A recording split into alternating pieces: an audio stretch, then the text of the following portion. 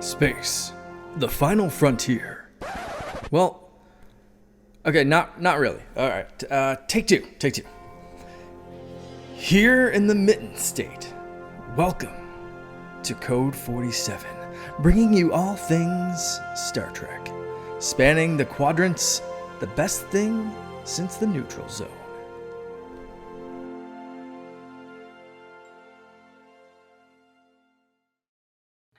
Ladies and gentlemen, back again with the Secret Friends Unite podcasting network, bringing you Code 47. This is episode 74. I am your Trek Lord of West Michigan, Charlie Carden, coming at you from delightful Grand Rapids, Michigan, welcoming back an old sod, the chief of engines aboard the USS Grand Petoskey, our fan club chapter here in Grand Rapids. Peter Stein is back with me for several weeks to talk about Star Trek Enterprise and, of course, new programming that's going on. So, Peter, hello. Hey, how's it going, everybody? How's it going? What are you doing? Your best, Dr. Nick? Hey, everybody. I should do my best Trip impression, I guess. Oh, yeah, there you go. Well, we will ease into that certainly shortly enough. But, Peter, what have you been doing to keep yourself busy since last we spoke? I've been doing a whole bunch of stuff. I don't know that I was working my IT job the last time we talked, but Gotcha. I'm doing that. So my role as chief of engines in the fan club, and now I'm working on computers. There you go. Look at that. So, life imitating art imitating life. Exactly. That is truly exceptional. Well, speaking of truly exceptional, as we jump into the first segment of the show, I was very excited by these two episodes of Strange New Worlds that we saw in the past couple of weeks. I thought I've been loving this show so far. And again, Peter, I know that you are coming in, following up the fact that Katie and I have talked about episodes 1 through 4. But how are you feeling about Strange New Worlds? I mean, if you come on and say that you hate it, we're going to have a kind of an conversation. But we're going to do the best we can. So what have you thought, in briefness, what have you thought about episodes 1 through 4 so far? I actually have been quite enjoying Strange New Worlds. Thank God. So I know that I had some fairly negative things to say about Picard, but I really like Strange New Worlds. Well, good. Yeah, we were not at all fans of season 2 of Picard on this show at all. It was everything but the kitchen sink. It's throwing spaghetti against the wall and seeing what sticks. And in the final analysis, nothing really did. But we don't want to rehash old ground. No, we don't need to go over that. But I quite enjoyed. I've quite enjoyed Strange New Worlds so far. I do, and I thought like I said, I felt like these two episodes that we saw in the past couple of weeks were pretty exceptional in themselves. Yeah, I'll take episode 5, and then you jump in and you can read the summary of episode 6. So episode 5 was called Spock Amok. Amok time? I don't know. Is Amok or Amok? I don't know. How do you say it? It's Amok in the original series, but they're going for Amok, like disaster.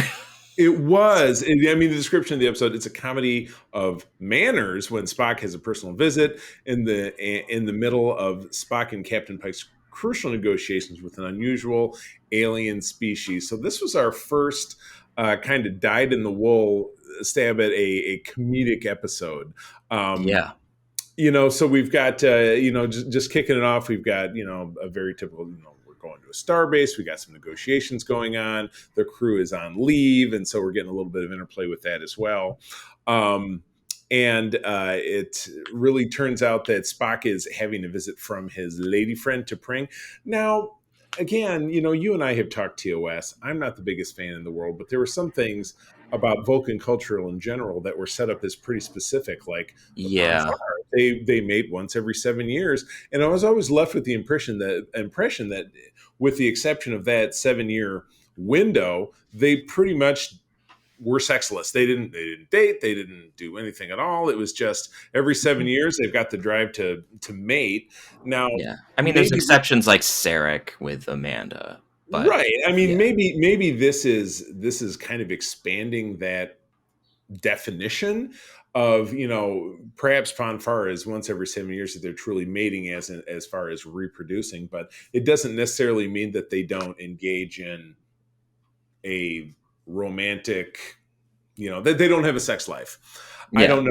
I guess I was potentially left with that impression from everything that we saw, with Spock, and then a lot of it was played out with Tuvok, kind of here and there for laughs, or Torek in season 3 of Voyager. He was the young Vulcan engineer who was going through Ponfar, and he wanted to mate with B'Elanna, and unfortunately, in the joining, kind of gave her Ponfar, and then it was a whole thing at the end. So yeah, I was kind of left with that, but again, that kind of speaks to the mystique of the extreme privateness of Vulcan culture in general, that even though it's a fictional species, somehow we don't know everything about it. They're kind of keeping that secret.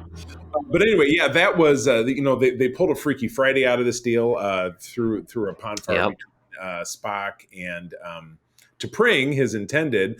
They ended up having to make a switch, and so he was had to take over her job, and her job is she is a how would you really describe what she does? She's a rehabilitation officer.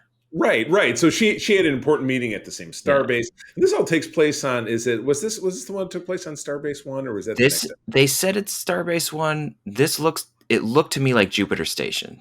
Okay, gotcha. I love what they've done, and again, we got a big touch of that in the first episode of Starbase 1, which was also in Discovery, was pummeled by the Klingons. So they even made mention in this episode about how they're rebuilding and refurbing it. But this gives a beautiful opportunity because they have these biomes, these kind of biodomes within the Starbase 1 that gives them the crew, a beautiful chance to do location shoots. Of course, this is all shot in and around the Toronto area, so a lot of kind of rural Ontario that they're going out to the beautiful lake setting and all this different stuff, which I really enjoyed. And they put that to use more than once, but yeah, this entire episode was again, it was a Strange New Worlds first kind of stab at a comedic take, which I liked.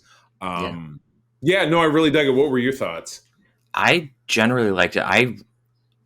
Because I'm a big TOS fan, I really liked the teaser at the beginning where Spock had to fight himself, right? Because they pulled out the old arena. They pulled out the old Amok Time music. Right. The Lurpas all were the same, and the goofy like bell stuff, and it was just it was a good visual update, but you could tell what it was, and I quite liked that.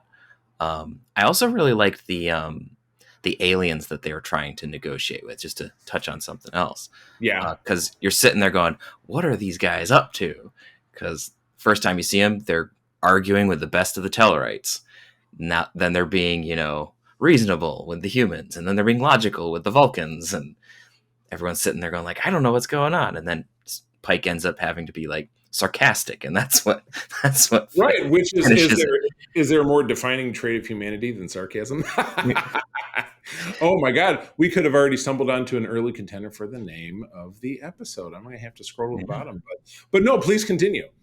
Yeah. So I really liked the whole negotiation thing. I think they did a really good job with that. I myself am still a little hesitant about the whole redefining how Vulcan stuff works. Right. I understand. But that's me. But I think that they did a better job in this one with more of the finger touching and stuff, because they didn't really touch on that earlier, so to speak. Yeah. Right. So I like seeing that come back into it. So it wasn't as much of a let's just get in the sack. It was a let's understand each other, which always struck me as more what Vulcans were about in a relationship. Very contemplative with their meditation, and it's very deliberate. I mean, when you're mating once every 7 years, it seems like it would lend itself to the propensity to really think things out a little bit more. So that makes sense. And I think you mentioned something that I have really embraced, and I know that of the social media community out there. And always, please hit us up at Secret Friends U, or myself personally at the C3 on Twitter with contrasting thoughts. But I know that it's difficult for some of these kind of heritage fans really dug in the wool to understand, and I've talked about this both here on this program and certainly over on Secret Friends, about the updating of all things within this, the uniforms, the ships, the this, the that.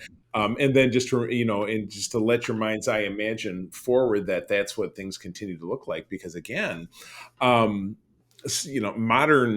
viewers, people, kind of consumers of content in this very competitive age of content are not really going to be accepting of those wonderful old cardboard sets that really cut the mustard back in '66. But now we've got so much more of a different aesthetic. I'm very comfortable with, feeling that this is the way things looked. And then it became, it looked like it looked in our Enterprise, which we're going to talk about in a while. And then it looked like this, and then it moved into looking like it did in the TOS films and so on and so forth. It feels more cohesive. Now, the Klingons in Discovery, Katie and I were kind of grousing about this, that I'm not so crazy about. I loved what Enterprise did with the smooth-headed Klingons, but, not to get too far afield, but I love the updating. I think that's definitely the way that you want to play it. I think that Strange New Worlds is doing a better job with the updating than Discovery did.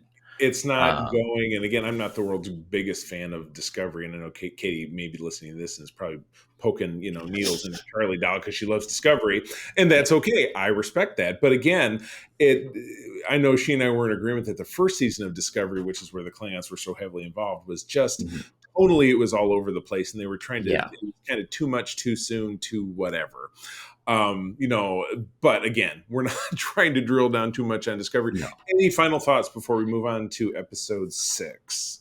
I liked the Enterprise bingo thing that they did, where it's like the lower deck folks have just this random checklist of things. The only thing that I thought was weird is why call it bingo when it's not a grid? But again, it's too many grains of sand. Yeah. But yeah, no, I hear you. No, yeah, that was fun, and it humanizes, two characters who are you watching number one and Lieutenant Singh, kind of. When I was watching it, I kind of liked I thought that like Majel Barrett's version of number one would actually be completely fine being called Where Fun Goes to Die. Right. And then I'm sitting there going like, Fun Goes to Die. Why not shorten that? Fun's funeral. But you can't have a funeral without fun. Oh, exactly. Or if I take the fun out, you are in trouble now. So, putting the fun in funeral. That's the name of the episode now. But I don't know if you paid attention to Katie and I really skimmed through, and we would find newer names for the episode as we went, because I would never remember. I get to the end, I'm like, oh God, if I don't type those in as I go, we're in deep shit. But anyway, moving on to episode 6. This one is for you to read. But yeah, many thoughts. I really enjoyed this one. But please go ahead. So episode 6, Lift Us Where Suffering Cannot Reach. A threat to an idyllic planet reunites Captain Pike with the lost love of his life. To protect her and a scientific holy child from a conspiracy, Pike offers his help and is forced to face unresolved feelings of his past. Wow, that doesn't really touch on anything that happens. No, I was going to say, and describing her as the lost love of his life it kind of seems like a total hyperbolic. This is kind of your USA Today headline grabber that I'm just not really buying it. So I liked this. This was a very Star Trek-y kind of plot. The Enterprise is in a far distant sector, encountering a non-Federation world that, much like the Vulcans, they have their secrets. They keep things but being non-Federation, they have their own rules. Prime Directive doesn't apply. The Federation, really doesn't have any authority to make change.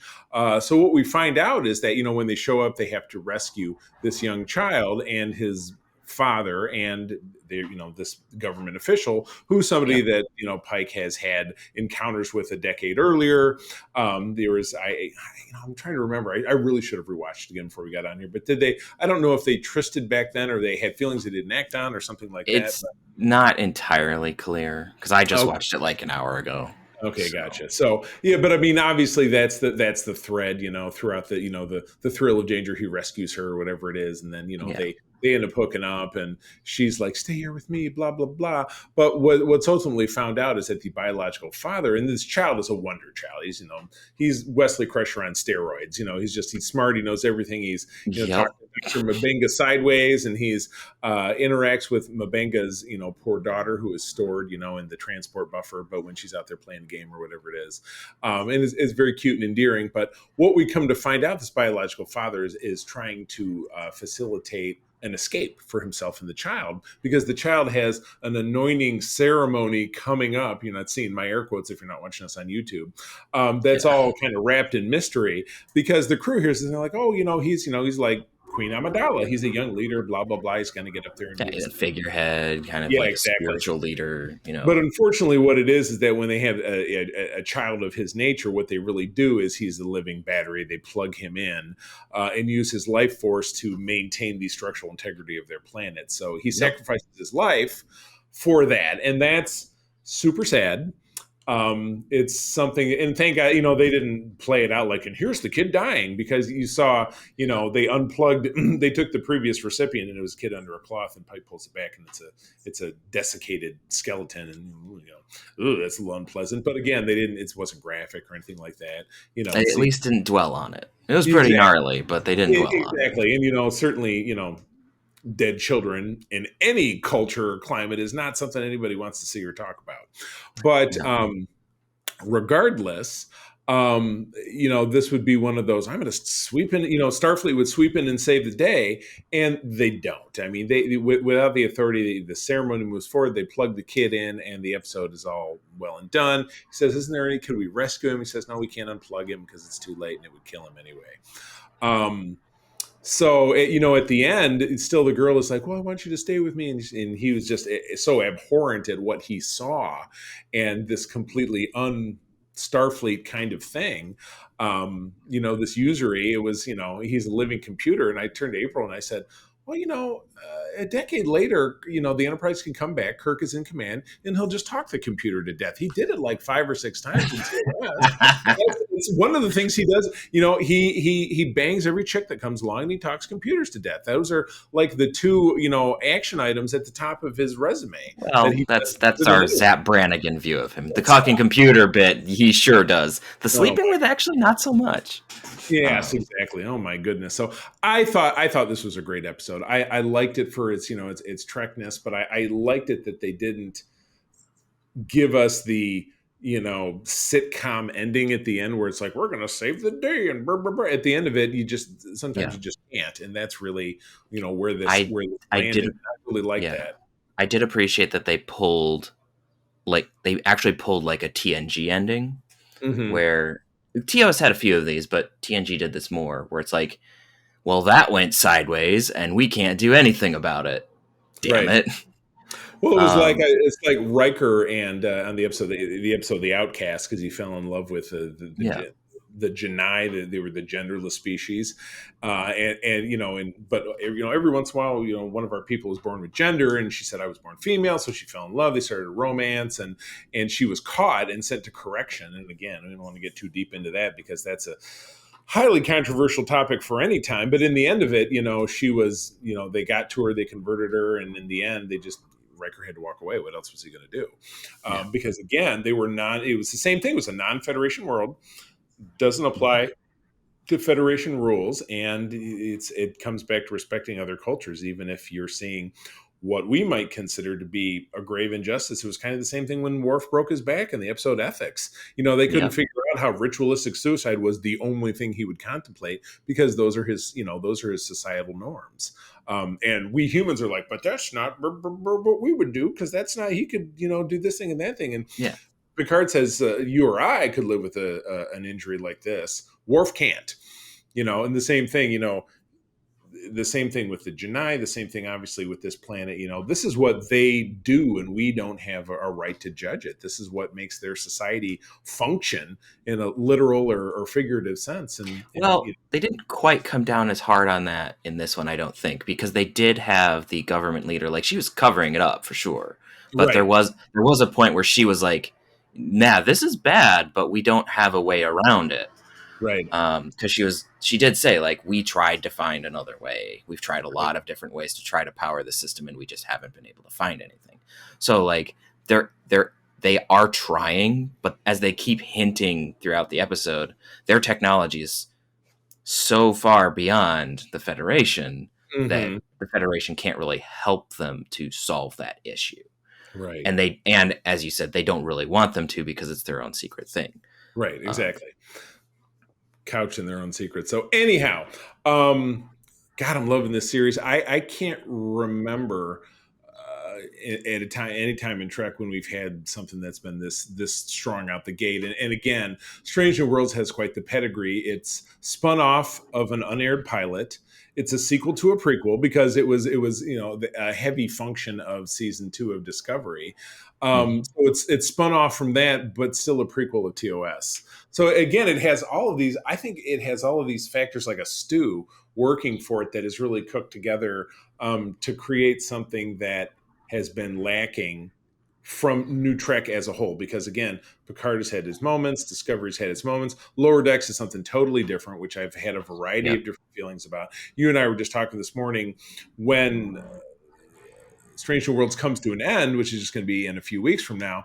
I get a very strong feeling that Lower Decks is going to be the next thing that we're going to be taking on. I think so, probably. Because again, when April and I were at Mission Chicago, they had the cast up there. They showed some footage, so it seems like that would be the next thing that they have ready, or that at the very least having Prodigy come back, because that's been probably in the can for quite some time now, and they're going to finish their probably 20 episode first season, and we've seen 10. So anyway, the speculation will ramble on limitlessly. But anyway, moving on, it's time for us to start a new show.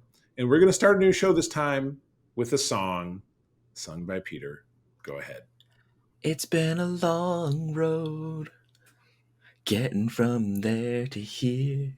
All right. It's been a long time. Okay, we're done. Don't give him too much. Always, first for a show business, always keep them wanting for more. That's right. We're getting into season 2 of Enterprise. And I don't know, Peter, did we do season 1 together? We did not. Okay. Because I know that, this show, admittedly, we're up to episode 74.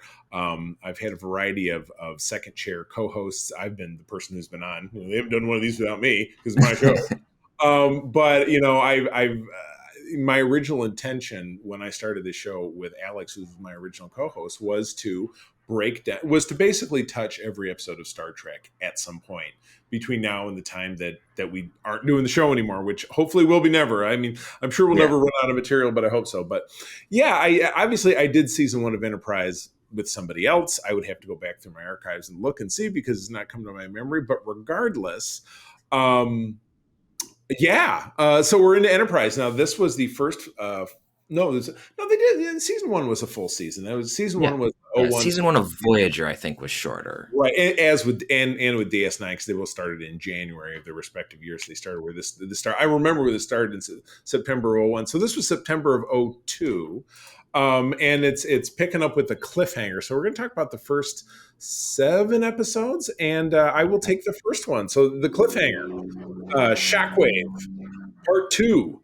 As a group of Suliban take over the Enterprise, Captain Archer tries to return from the 22nd century. So essentially what happened in the first part was that Enterprise was beaming down to, world they were investigating, and we found out that the Suliban, who was their nemesis, had planted some kind of device on the bottom of the shuttle pod that ignited the atmosphere and wiped out the colony, and all in an effort to get Enterprise's mission canceled, which ended up happening. So when Enterprise was on its way back to Earth, that's when Daniel shows up. He's a time traveler from the future. He says, "This is not supposed to be happening. Blah, blah, blah. You got to come back with me to the future." And he's from the 29th century, yeah. There you go. Pulls him back there again. I'm riffing off my memory, so great preparedness, I know. So he pulls him back there, but back in the present, oh no, he didn't pull him back there. Back in the present, Enterprise is headed back there, surrounded by Suliban, and they say, we'll let you go if Archer surrenders himself. He walks into the turbo lift, and all of a sudden he's in a ruined building in the 29th century. And Quite the cliffhanger. That's the cliffhanger. Oh shit! So this episode starts up that we're in the same situation. And so Archer is spending his time during the episode trying to figure out how to get back because, he's in, there's no tech where he is. And so he can't time travel. Meanwhile, the crew is being, locked up and T'Pol is being, tortured or at least subjected to intense questioning.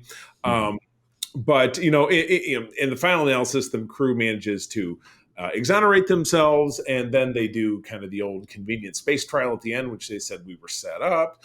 And the Vulcans are still saying, well, you guys are just not ready to be out there. And brr, brr, brr, brr, brr. And even T'Pol steps up and she makes the case. And I just remember Archer's line at the end. He said, you put it over the top. You convinced them. Our mission is uncanceled and we're going to move on. And I couldn't do it without you. I thought it was a very satisfactory cliffhanger resolution, I thought. And a great, first episode of the second season. Which again, I think it strengthened the bonds between T'Pol and Archer, because that's, Mhm. I think the strongest relationship in this series, which really reflects him, because he's kind of, it was funny. I remember when the first episode of the first season aired, my dad had watched it and says, "Yeah, I caught that first episode of that new Star Trek show. The captain's quite a cowboy," because he's kind of pew Yeah. pew pew, but he's a little racist, doesn't like the Vulcans very much. But I mean, he's got reason for it. he's got personal family reason for it, but you'll start to see that in his own life and his own experiences. He's starting to soften on that, and Yeah. I appreciate that very much. So I thought it was good. What did you think? I quite liked this one too. It's just a good episode. The whole trying to figure out how to get back from the future is hilarious. Right. Like walking through a library, and it's like, oh, what's this? The Romulan Empire? Don't worry about it. That's not for you. Or United Federation plans. It's all that's a secret thing we'll save for later, which is I like when Star Trek does the tongue-in-cheek wink and a nod towards future stuff with time travel. Right. And then you have Archer's face hovering in the sky and T'Pol going, "You are on the wall, Captain." Like, yeah. Why aren't you on a monitor? Yeah, he's a crackling. It reminds me of, there's a great flick, I don't know, called Time Bandits from the early 80s. Does that ring a bell? It was a British flick. Yeah, I've heard of it. I haven't seen it. It was the Monty Python, and that was the thing. The almighty, the supreme being was this guy whose face was on the wall, and so this was kind of vibes of that. So anyway, great kickoff, to the season. I remember I was very much engaged with this. I was. I was an adult out of college, working a regular job and just tuning into my Star Trek. That was my thing. So, all right, episode 2. That's all you. Go for it. Episode 2, Carbon Creek, directed by James Kopner, written by Chris Black, story by Rick Berman, Brandon Braga, and Dan O'Shannon. This was one of our 3-fers. Aired in September 25th, 2002. Subcommander T'Pol relates the tale of a Vulcan crew stranded on Earth in the 1950s. Short description: that's basically what it is. Yeah. And it was fun. It was a relatively no stakes story, but it was exactly, here's a group of Vulcans in 1957 who are watching over Sputnik, because that was the opening shot after the cold open in the credits. When it comes back from commercial, you see Sputnik go by and they see a little Vulcan shuttle in the distance, and then naturally, they develop the engines, problems, they die, they crash. The captain dies in the crash. One of them dies. There's 3 of them. And one of them is T'Pol's great-great-grandmother, which is how the cold open kind of got the story rolling. And it was really cool. Yeah, they're in this little mining town. It's a Billy Joel song. It's Allentown. And it's explorative of how it was 2 male Vulcans and her, and how they interplay with the characters in that. And it was great. Again, it was a no stakes kind of story, because nothing was gonna affect anything. And it was kind of like the Voyager episode 1159, which had to do with Janeway's ancestor, who was not an astronaut, which Janeway was like, "Oh, my ancestor was an astronaut." And they found out through watching the story that she just was not. She was just kind of a washed up whatever. But it had to do with how she met a dude named Henry Janeway, who owned a bookstore, and then it started the whole Janeway line. And this was pretty cool, because at the end of it, one of the Vulcans decides to stay when the rescue party comes. And so, there was a Vulcan roaming around Earth for another 100 years or so. Really, technically, could have still... No, he wouldn't have still been there, because 200 years. He theoretically could still have been alive at first contact. It would have been a little rough, but he could have. Yeah, he could. Yeah, for all he could have snuck back on board and he's back on Vulcan for all we know. But it could have been top. How the Vulcans like their secrets. But no, it was a fun story. Again, no stakes. But again, after the seriousness of the 2-parter that preceded it, you can certainly see how Trek needs to lighten the load a little every once in a while. And then we're headed into some pretty serious episodes after this. So but Carbon Creek definitely had some fun stuff with a lot of character moments, and just also some like goofy pop culture references, like saying one of the Vulcans looked like Mo, Three Stooges. That was good. I liked it. There's all sorts of just goofy stuff in it, and it's a laugh. Like, you're not on the Enterprise very often, but There's like a few cuts where it's like Trip will say like, "What?" and What? like, That sounds crazy. Yeah, exactly. You know, how and does then that work? Like in the end of it, you know, the her ancestor hands off basically the helps handbag, society invent Velcro yeah. and get money from it, and then that way the kid and the poor kid in it gets to go to college. So it's good stuff. I like it, but again, low stakes, but again, great comedy episode, but again, shows in the traditional Star Trek fashion some heart. So okay, moving on. Episode 3 is Minefield. Ooh. This was directed by James Contner. Now he seems to be, directed a couple. First episode, The Shockwave, was actually written by Berman and Braga, so it was kind of the royalty kind of coming in to write a strong episode. But this was written by James Shaban, who is, again, it's not a name I'm familiar with. Don't know that he stayed with the series. From October of '02, Enterprise snags a cloaked mine, and Lieutenant Reed and Captain Archer race to disable it during a first contact with the Romulan Star Empire. Not exactly correct. It was like saying that episode in season 1 with the Ferengi, which they never named them, or later in this season when the Borg show up and we never found out who they were, so it didn't really mess with continuity. Because what we do come to find out from TOS is that even the Romulan War, which went on for 3 or 4 years, not long after the conclusion of this series, they never saw each other face to face. Which they kept to in this. They did, and even with later in the series, when in the episode where we're introduced to the Enar, the offshoot of the Romulans. Yeah, in that one they let the audience see the Romulans, but exactly, but never, no one ever actually sees. And even in that one, let the audience see the what the hell is the Remans? The Remans. Yes, you saw one. But anyway, we don't want to get too deep in the weeds on this one. But anyhow. I dug this. They're going down to a planet. They run into a mine. It blows off a chunk of the forward hull, and then Reed has to go out there, but he gets pinned because as he's disarming this thing, a defensive mechanism shoots through his leg, and then the captain goes out to save him, and you get a lot of interplay between the two of them because Lieutenant Reed is such a sullen and withdrawn character, and you see the captain trying to draw him out. It's kind of shades of Janeway and 7 of 9 in a way, like, we're all a family here, be a part of something. He's like, well, like he's trying to talk to him about football, soccer.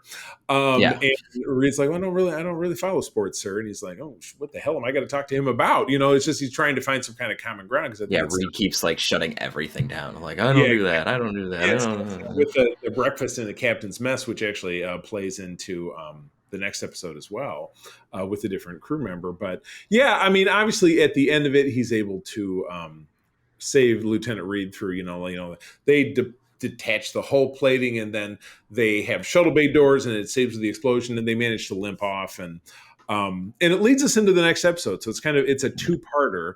But the two-parter is going to be yours to talk about. But anyway, your other thoughts about this episode before we keep on trucking into the next one? I thought it was fine. The only thing that I had a slight timeline quibble with was figuring out Romulan language really fast, only because then there's like the connection between it has Vulcan roots and that sort of thing. So it was one of those right? I mean, and they do that with Uhura. No, I don't mind Hoshi figuring it out. It's more of it's more of the because we have TOS and there's the big shock of they look like Vulcans. It was that was more the like. All seems to be like, no, they're the Romulans, and she doesn't really seem to act like, well, we know they're actually us, or why would it be a secret? Because even in Balance of Terror in TOS, when that first Romulan, played by Mark Leonard, who also plays Spock's father in season 2 of that show, even Spock does the eyebrow raise, like, what? I mean, was he faking it? Do the Vulcans know? I mean, because otherwise, the implication, the implication is that your general Vulcan doesn't know, but maybe the higher, but like in season 4, it looks like the Vulcan High Command knows. Or at least some of them do. So, like, some people know, but a lot don't. you have that whole three-parter with the, The Kirshara, yeah. the Kirshara, and you're right. So, I never really thought about it that way. So it's kind of like, obviously it's like Area 51, right? Is Yep. Area 51 real? Are there alien space right there? So yeah, does the Vulcan High Command know all about Romulans, know the whole deal? But the Vulcan High Command gets disbanded following Mhm. that Kirshara episode. Sorry about spoilers for not only an episode from 20 years ago, but something we'll talk about on this show down the road. Yep. When the Vulcan High Command gets disbanded, do some of their secrets go down with them? Is it like the KGB? Do some of their secrets disappear as well? Which is why Quite a Vulcan possible. of Spock's generation and someone who's in Starfleet would know anything about it. Yeah. That's I never really thought about it that way. It's compelling. I like it. Yeah. I like it. But anyway, moving on to episode 4. Go ahead, please. Episode 4, Dead Stop. Written by Mike Sussman and Phyllis Strong, directed by the wonderful Roxanne Dawson. Ooh, yes, Lana Torres. Yeah. And aired in October 9th of 2002. So, heavily damaged by the previously mentioned Romulan mine, Enterprise is repaired by an unmanned, automated, sentient alien repair station. It's a great thing they happen by that in space. Yeah. kind of super convenient, but yeah. You know what? I'm doing all the talking here. You go first. Yeah, so this one, you have Enterprise, they meet somebody and they say, hey, there's a repair station over here. And so Enterprise goes to check it out. And they're like, oh, it's too small. And Right. What is this thing out in the middle of nowhere? And it reconfigures itself to fit the ship. And they're like, oh, cool. And then the atmosphere is redone. And so they go over and they find out, oh, we can get the ship repaired. And all we need to do is drop off some deuterium. Cool. And so they have like shore leave on the station because you can't keep people in, places that are exposed to vacuum while the ship is being repaired. Are you sure? Okay. Yeah, it's generally not a good idea. So they have people coming on the ship, on the station, and we get to see replicators because on Enterprise we don't have replicators. We have a chef and some basic food synthesizers. Mm-hmm. But then all of a sudden something goes wrong and Travis is dead. Womp womp. I hate it when that happens. Yeah. So suddenly our red shirt is dead. Oh no. But Dr. Phlox figures out that it's not actually Travis. It's a facsimile of dead cells that has been perfectly replicated down to the subatomic level, but just doesn't have the vestiges of life, so it couldn't possibly be him. It don't mean a thing if you ain't got that swing. So exactly. Yes, this was a riff on your typical, in everything, it's if it's too good to be true, it probably is. Because and that's something that you see Trip, figures it out pretty early, and he's like, well, it's everything, but they did everything but make our bed and put put mints on the pillows. It's just, that was always the case with Janeway and Voyager. She was like, yeah, this person's trying to help us, but they're probably also trying to screw us over. And she was always right. So you would think it would just become Starfleet protocol straight up. If it looks too good to be true, run, because again, very conveniently, they got the ship fixed. That's great because they wouldn't have had any other way to do it. They were basically stranded. That's handy dandy that happened. But yeah, it turned out that this alien station needed to have, it was basically the Matrix. They needed to have, humans as batteries so that it could. Well, they weren't even batteries. They were like CPU chips. Yes, yeah, you're right. They were chips. They were part of the big computer. So, but in the end, obviously, in classic Starfleet parlance, they blow everything up and they break out. Everybody's with an extra bonus of it exploding. Yes, exactly. So. Yes, hashtag explosions. Very nice. So that was a cool episode, and again, it was a cool 2-parter. Again, it was a convenient way to kind of put things back on track. But I made the CG modelers very happy. They didn't have to show the ship's damage for too long. Right, exactly. Yeah, nobody wants to have to redraw that for the whole time. So anyway, all right, let's pick up the pace with episode 5, A Night in Sick Bay, directed by David Straighten. This was a Berman and Braga joint as writers. This was from October of 2002. The captain's beagle, Porthos, becomes ill from an alien pathogen, and the captain frets in sickbay, waiting for him to recover. Yeah. The less said about a night in sick bay, the better. This was, again, a very low stakes episode. Didn't even really seem to move the show forward as far as character. Well, there's character development for the dog. No, thank you. This was, I think, what we're going to certainly find more and more of as the season goes on is kind of a series of misses. You know what I mean?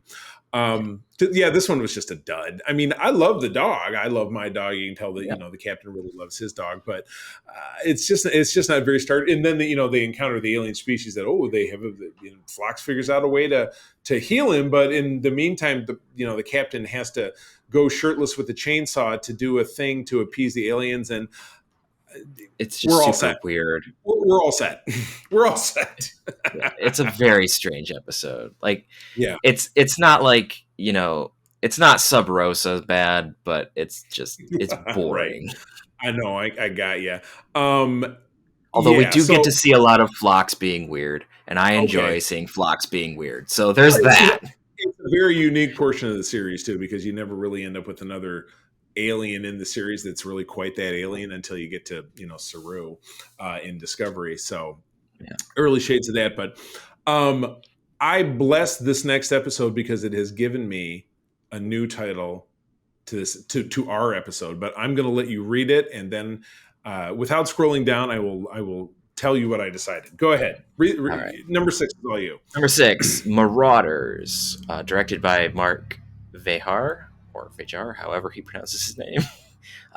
Written by, teleplay by David Wilcox, story by Rick Berman and Brandon Braga, aired October 30th of 2002. Captain Archer barters for deuterium from a mining colony plagued by Klingon marauders, who are also seeking deuterium. Wow. The Klingons causing problems on another planet. What? You got to be kidding me. All right, I'm jumping in with what I've named our episode because this is a plot line mirroring the 4th or 5th episode in the first season of The Mandalorian. This is a pre-Mando ripoff. That's right. This is a storyline of the peaceful villagers, and our people come along, and they're being plagued by an outside menace, and our people are going to help them overcome the outside menace, and then their lives will be better. Yep. It's been done time and again. What do we see? We probably saw Seven. We probably ended up. Yeah, we probably ended up seeing it in other Star Trek. Other Star Treks, I'm just not thinking of it. I'm sure we saw it in. I think there was an episode of Firefly that they did the same thing. It's just it's troporific, and I don't know that our people did it any better with this. At least they didn't chalk in a terrible romance, which they could have with the little kid and the little kid who had the mom who was a widower, and he glommed on. So they could have. They almost did it, but they didn't. Yeah, but I mean, they did it in Mando, and they've done it in other stuff. So I'm just like, this was very like it was super generic to me. And again, it's Berman and Braga, so they kind of got 2 duds in a row. As far as I'm concerned, because you see them coming back and like, you got the 2 guys that created the show. These are people who probably they created these characters, they understand these characters, they know how to structure a Star Trek story, and they just didn't. They just gave us kind of something run. It was very much felt like early in TNG when they were just like, let's recycle the plot line of the Naked Now or the Naked Time and make it the Naked Now, or let's take these scripts from the unproduced Star Trek 2 and redid it, which they did with The Child in season 2, the season opener of TNG. So this was Dudsville. I don't really have a ton more to say about it. It wasn't awful, but it wasn't great. It was just kind of there. Like if it comes on the TV and I'm like, oh look, Enterprise, I'll watch it. Like it's not like I'm gonna go like and turn it off. It's not one of those. Yeah, it's not Sub Rosa. Imaginary Friend, in TNG or that. Or Night Terrors with Troy and the floating, that one's not great. I'm having a dream and it's green and I'm in the clouds. This is not good stuff. Yeah, I know like TNG is my whipping child for some of its really awful episodes, but there's some in a bunch of the other shows that I just won't watch. At this point, I won't watch Cat's Paw anymore. I tell you, once you and I get done with this and we move on to TOS season 3, those are going to be some short episodes, my friend, because we're going to be like, the episode of the empaths sucked. Moving on. Yeah, there's a bunch of rough ones in season 3. I mean, we'll get into that. But anyway, let's wrap this up talking about the 7th which is funny because if you're watching did you watch The Boys over on Amazon Prime? Yeah, I actually finished up the most recent episode yesterday. That's their version of the Justice League is the Seven. So Yeah. Fortunately, this doesn't really have that connotation. But No. this was me. So this is the seventh, directed by David Livingston, who is a heritage Star Trek director. Again, Berman and Braga. From November of 2002, T'Pol is reactivated by as a Vulcan intelligence agent, which I totally dug, reawakening a dark secret from her past. And this actually also gave us actor Bruce Davidson as a guest star. So he's a heritage actor who you've seen. He was Senator Kelly in the first X-Men movie. He's been in just absolutely everything. Just a great actor dude. But I'm struggling. I watched these a couple of weeks ago. I'm trying to remember. He was a surgically altered Vulcan. He went rogue, and they've been chasing him for 15 years or something. Yeah, and now he's find him, and so the trail ran cold, and then all of a sudden they found him again. And she becomes as obsessed with bringing him to justice as like Kirk was in TOS with the dichronium cloud and the obsession. This is what I noticed between working with you and working with Katie is that you and I are so much more referential because we click with that, where she has such a global view that really helps me see things a bit differently, where you and I are just like, we're nerds and we're talking about this episode and that episode. But you know what? IDIC, my friend, you, her, me, we make one beautiful. I can wax philosophical if you want to, but I just like doing the nitpicks. No, that's okay. I can't wait we're going to have an episode, just looking at the schedule coming up later this year, where you, Katie, and I are going to be on, and we're going to tear apart the JJ films. That's going to be great. We have opinions. There's not going to be. I have notes. There's not going to be a lot of philosophy there. But anyway, back to this episode. Yeah, like I said, I'm kind of fuzzy on it. But yeah, she was an agent. He got away. He was a smuggler, and when they catch up with him, he's like, I don't do that anymore. I'm a good guy. I'm only hiring spent shell casings. And they chase him around. And I know when T'Pol goes on this mission, Archer goes with her, of course. And again, so it's another opportunity and character study between the two of them and developing their relationship. And then poor Travis is along to pilot the ship. The guy just has nothing to do. Travis gets beat up a lot in this show. He really does. He's kind Travis. of the Geordie/Chief O'Brien of this show, just kind of getting his ass kicked a lot. But anyway, she's obsessed with chasing him to the point that she's creating dangerous situations and putting people in danger. And he's professing his innocence. And at one point, it looks like he is. And then she finally catches him, and it turns out that he was lying all along, which is not at all surprising. So what did you think about this? Did this advance things at all, or was this just another?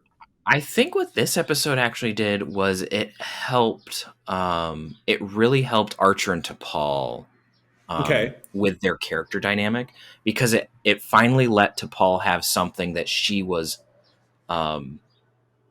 not proud of necessarily and not clear on. And then Archer was able to hey, you don't have to go through with this. We need to look at this, objectively. Archer was able to kind of help her in the way that she normally sees herself as helping Archer. And so it kind of helps that character dynamic, I think. So I think for those characters, it worked out really well. It also gave us a little bit more of a flesh out of T'Pol, as she's not just a grumpy science officer who's forced to be on Enterprise. It's no, she did shit beforehand. Right. And she screwed up, and she's trying to make it right. And in a way that she's trying to do it, maybe she goes too far, which is very human. So yeah. Okay. So of the 7 episodes, do you think we're off to a good start for the season? Are we feeling good about it? Or are we feeling like it had a miss, with a night in sick bay. Right. But as a general overview, I think that the first part of season 2 of Enterprise was a pretty solid start. I agree. Yeah, we had the great cliffhanger. We had the nice 2-parter with the minefield and the dead stop. We had the nice comic relief of the Carbon Creek. Like you said, Marauders was okay, if tropish. And then the 7th was, it's okay. It's giving you hints that she's not just some stuffy science officer, that she has a little bit of a past, which is cool. And we learn a little bit more about that as the season goes on. So, well, good. Well, that wraps us up for this episode. Peter, again, welcome back. Great to have you. I'm kind of getting fired up about Enterprise. You and I are both cosplayers within the club. You got yourself one of the Enterprise jumpsuits. It's a little too big for you, so you're getting a smaller one and trading it over to me. I ordered some custom patches for us. because of if you go to our website, the grandpetoskey.com, there's a lineage of the ship. The ship name started out as an NX class back in the Romulan War. This is my Trek fan fiction. And so I had Joffrey, who is a member of our club, who does all of our graphics, design this up. So I'm excited to see that. And that's available on an Etsy store that I work on in Georgia. That I should list that in the show notes. I'm always really bad at that kind of stuff, but I'll do my best when I edit the show right when we're done. But Peter, with that, go ahead and take us out. All right. For more information about Starfleet International, please visit Grand Petoskey on Facebook, Instagram, and Twitter. Awesome. Well, friends, thank you as always for joining us. You can find me over on Twitter at the C3, spell it out. You can hear me blabbing and sharing memes and things of that nature. April and I, with Peter as one of our senior staff, actually do run the USS Grand Petoskey here in Western Michigan. We're a chapter of the International Star Trek Fan Club, where we like to do Comic-Con shows and raise money for the Make-A-Wish Foundation of Michigan. Peter, where can people find you out there on socials? Well, if you want to find me, I am Petrus Aquinas on Twitter. I sometimes show up on Twitch. I'm in a Star Trek Adventures game on there right now. So you can see that. But other than that, that's kind of where I exist. That's where it's at. That's okay. Well, good deal. Works for me. So, friends, one last time, thank you as always for joining us. I'm going to tell you that sharing is caring and to keep on trekking. Peace and long life. This podcast is part of the Secret Friends Unite podcasting network. Visit secretfriendsunite.com for more great shows, articles, news, reviews, and more. Secret Friends Unite podcasts are available on Apple, Google, Spotify, and other podcast services around the world. If you'd like to be part of the conversation, you can join us on Facebook or our new Discord server, or follow at Secret Friends U on Twitter. Please subscribe to Secret Friends Unite on YouTube and visit our merch store at tpublic.com. Just search Secret Friends Unite. Thanks for listening.